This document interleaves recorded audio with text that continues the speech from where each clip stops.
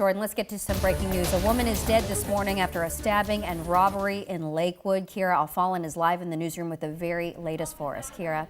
Yeah, good morning. Well, police need your help catching this guy who fled the scene as a woman bled out at a convenience store in Lakewood. So police want your help. They are hoping that if you recognize this guy, he's described as a black man in his 20s or 30s. At around 10 last night, police got to the McCord Mart on Solberg Drive. The store owner was found with multiple stab wounds. She was rushed to the hospital, but she did not make it. Police are hoping and looking for this man. They're hoping you can help. He was last seen wearing a black sweatshirt, blue jeans, white shoes, and a dark hat underneath his hooded sweatshirt.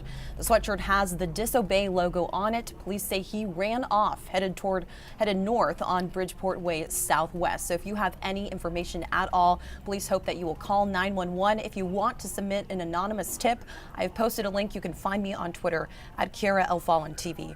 I'll send it back to you.